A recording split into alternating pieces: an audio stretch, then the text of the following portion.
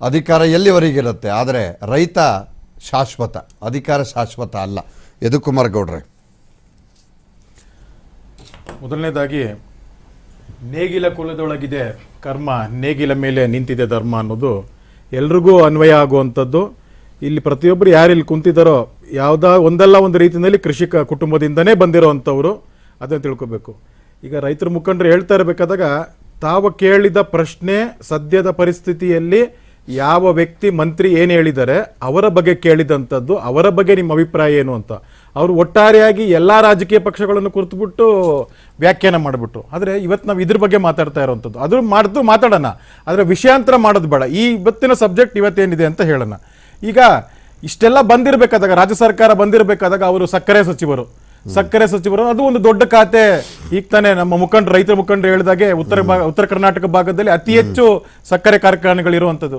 ಸುಮಾರು ಇವತ್ತು 19,000 20,000 ಕೋಟಿ ಬಾಕಿ ಬರುವಂತ ರೈತರಿಗೆ ಇರುವಂತದ್ದಿದೆ. ಒಬ್ಬ ಸಕ್ಕರೆ ಸಚಿವರಾಗಿ ನೀವು ಸರ್ಕಾರ ಬಂದಾದ್ಮೇಲೆ ನಿಮ್ಮ ಆದ್ಯ ಕರ್ತವ್ಯ ಅದನ್ನು ಬಿಡುಗಡೆ ಮಾಡುವಂತದ್ದು ಇರುತ್ತೆ. ಅದ್ರ ಬಗ್ಗೆ ಏನ್ ಮಾಡಿದ್ರಿ ನೀವು? ಅದ್ರ ಬಗ್ಗೆ ಏನ್ ಮಾಡಿದ್ರಿ? ನಾ ಹೇಳೋವಂಥದ್ದು, ಪ್ರತಿಯೊಬ್ಬ ಏನಂತಾರೆ ರಾಜ್ಯದ ವ್ಯಕ್ತಿಯ ಬಗ್ಗೆ ಅಸಡ್ಡೆಯನ್ನು ತೋರುವ ಇಡೀ ಸರ್ಕಾರ ರೈತ ವಿರೋಧಿ ಸರ್ಕಾರ. ಯಾಕೆ ಅಂತಂದ್ರೆ ಇವ್ರು ಪ್ರತಿ ಕೇಂದ್ರ ಸರ್ಕಾರದ ಬಗ್ಗೆನೇ ಒಂದು ದೊಡ್ಡ ಇದನ್ನ ಹೇಳಿದ್ರು. ನಾನು ಹೇಳ್ತಾ ಇರುವಂತದ್ದು, ಪ್ರಪಂಚದಲ್ಲಿ ಅತಿ ದೊಡ್ಡ, ಒಂದ್ ನಿಮಿಷ ಸರ್, ತಾವು ಮಾತಾಡ್ಬೇಕಾದಾಗ ತಾವು ಕೇಳಿಸ್ಕೋಬೇಕು, ಆಮೇಲೆ ಮಾತಾಡಿ ತಾವು. ನೋಡಿ, ಇಡೀ ಪ್ರಪಂಚದಲ್ಲಿ ಅತ್ಯಂತ ದೊಡ್ಡ ಒಂದು ಸ್ಕೀಮ್ ರೈತರ PM ಕಿಸಾನ್ ಸಮ್ಮಾನ್ ಯೋಜನಾ ಏನು ನಮ್ಮ ಮಾನ್ಯ ಪ್ರಧಾನಮಂತ್ರಿಗಳು ಈ ನಮ್ಮ ಭಾರತದಲ್ಲಿ ಮಾಡಿದ್ದಾರೆ. This is the biggest, and that is biggest because it is a direct benefiting scheme which is directly going. ಯಾವುದು ರೈತರಿಗೆ ಯಾವುದೇ ₹1 ಯಾವುದೇ ಒಂದು ಭ್ರಷ್ಟಾಚಾರವಿಲ್ಲದೆ ಕೇಂದ್ರ ಸರ್ಕಾರ 6,000 ರೂಪಾಯಿಗಳನ್ನ ರೈತರ ಜೀವಕ್ಕೆ ಕೊಟ್ಟಿದಂತದ್ದು. ಅದ್ರ ಜೊತೆಗೆ ಮಾನ್ಯ ಯಡಿಯೂರಪ್ಪನವರು ಮುಖ್ಯಮಂತ್ರಿ ಆಗಿದ್ದಾಗ ರೈತರ ಬದ್ಧತೆ ಬಗ್ಗೆ, ರೈತರ ಹೋರಾಟದಿಂದ ಬಂದಂತವರು 4,000 ಸೇರಿಸಿ ಕೊಟ್ಟು 10,000 ಇದನ್ನ ರೈತರ ಅಕೌಂಟ್ ಕೊಡ್ತಾ ಇದ್ದಂತದ್ದು. ಆದ್ರೆ ಈ ಸರ್ಕಾರ ಬಂದಂತ ಕಾಂಗ್ರೆಸ್ ಸರ್ಕಾರ ಏನ್ ಮಾಡ್ತು? ರೈತರು ಹೋರಾಟ ಮಾಡಿದ್ದಾರೆ, ಅಲ್ಲ 3 ಕಾಯ್ದೆ ತರಕ್ ಹೊರಟ್ರಲ್ಲ, ಇಡೀ ದೇಶ ಹೋರಾಟ ಮಾಡಬೇಕಾಯ್ತು. ಎಷ್ಟು ದಿವಸ ಹೋರಾಟ ಮಾಡಬೇಕಾಯ್ತು ಅಂದ್ರೆ ಅದನ್ನೇ ಹೇಳ್ತಾ ಇರೋದು. ರಾಜಕಾರಣಿಗಳೆಲ್ಲ ಒಂದೇನೆ. ನೀವು ಹೇಳ್ಬೋದು ಒಂದಷ್ಟು ಪ್ರೋಗ್ರಾಮ್ಗಳನ್ನ ನಾವು ಕೊಟ್ಟಿದೀವಿ ಅಂತ, ಇಲ್ಲ ಅಂತ ಅಲ್ಲ. ಯಾಕಂದ್ರೆ ಬಂದ ನಂತರ ಕೆಲವು ಪ್ರೋಗ್ರಾಮ್ ಕೊಡ್ಲೇಬೇಕು. ಎಲ್ಲಾ ರಾಜಕಾರಣಿಗಳ ವ್ಯಕ್ತಿಗಳನ್ನು ಒಂದೇ ತಕ್ಕಡಿಯಲ್ಲಿ ತೂಗುವಂತದ್ದು ತಪ್ಪು ಸರ್. ಅದಲ್ಲಿ ರೈತ ಹಿತ ಕಾಯ್ದೆಗೋಸ್ಕರನೇ 3 ಕೃಷಿ ಕಾಯ್ದೆ ತಂದಿದ್ದಂಥದ್ದು. ಅಲ್ಲಿ ಯಾರು ಹೋರಾಟ ಮಾಡಿದ್ರು, ಆ ಹೋರಾಟದಲ್ಲಿ ಯಾರ್ಯಾರು ಜೊತೆಗಿದ್ರು, ದೇಶ ವಿರೋಧಿ ಶಕ್ತಿಗಳ ಆ ಹೋರಾಟದಲ್ಲಿ ಹೇಗೆ ಧುಮುಕಿದ್ವು, ಯಾವ ರೀತಿ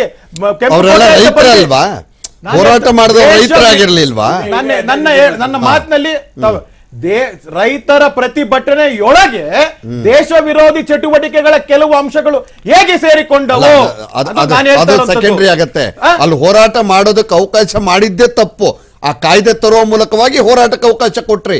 ಕಾಯ್ದೆ ತರದೇ ಇದ್ರೆ ಹೋರಾಟ ಮಾಡ್ತಾ ಇರ್ಲಿಲ್ಲ, ಅಲ್ಲಿ ಹೋರಾಟ ಮಾಡ್ತಿರ್ಲಿಲ್ಲ, ಈ ಶಕ್ತಿಗಳು ಸೇರ್ಕತ್ತಿರ್ಲಿಲ್ಲ. APMC ಕಾಯ್ದೆಗಳು ಏನಿತ್ತು ಅದನ್ನ ಒಂದು ಪರಿವರ್ತನೆಗೋಸ್ಕರ ತಂದಿದ್ದಂತದ್ದು. ರೈತರಿಗೆ ಇಷ್ಟ ಕಾಯ್ದೆ ಸರ್ಕಾರ ಯಾಕೆ ತರಬೇಕು? ಇವಾಗ ಮಾಡ್ತಾ ಇದ್ದಲ್ಲ, ಯಾಕೆ ಎಲ್ಲ ಬೆಲೆಗಳು ಕಮ್ಮಿ ಮಾಡ್ತಾ ಇರುವಂತದ್ದು? ಬೆಲೆಗಳು ರೈತರು ಇದಕ್ಕೆ ಯಾಕೆ ಬರ್ತಾ ಇಲ್ಲ? ಆಯ್ತು ಹೇಳಿ, ಈಗ ಆ ವಿಚಾರ ಅಲ್ಲ ಮಾತಾಡ್ತಾ ಇರೋದು ನಾವು. ಸರ್ಕಾರ ಎಲ್ಲವೂ ಕೂಡ ಹೇಗೆ ರೈತರ ಮೇಲೆ ದಬ್ಬಾಳಿಕೆ ಮಾಡ್ತಾ ಇದೆ ಅಂತ ಹೇಳ್ತಾ. ಭಾರತೀಯ ಜನತಾ ಪಾರ್ಟಿ ಕೇಂದ್ರ ಸರ್ಕಾರ ರೈತರ ಪರವಾದ ಸರ್ಕಾರ. ರೈತರ ಬಗ್ಗೆ ಯಾವ ಯೋಜನೆಗಳನ್ನು ಬಹಳ ಸ್ಪಷ್ಟವಾಗಿ ಎಷ್ಟು ಬೇಕಾದ್ರೂ ಹೇಳ್ಬೋದು sir. I can discuss any point of topic ರೈತರ ಬಗ್ಗೆ ಇರುವಂತದನ್ನ. ಆದ್ರೆ ಇವರು ಬೇರೆ ಒಂದು ಒಟ್ಟಾರೆಯಾಗಿ ಇರುವಂತಹ ಅಭಿಪ್ರಾಯಗಳನ್ನ ತಿಳಿಸ್ಕೊಂಡು ಒಂದನ್ನ ಪಾಯಿಂಟ್ ಮಾಡುವಂತದ್ದು ಸರಿ ಇಲ್ಲ ಅಂತ ಹೇಳ್ತಾ ಇದ್ದೀನಿ.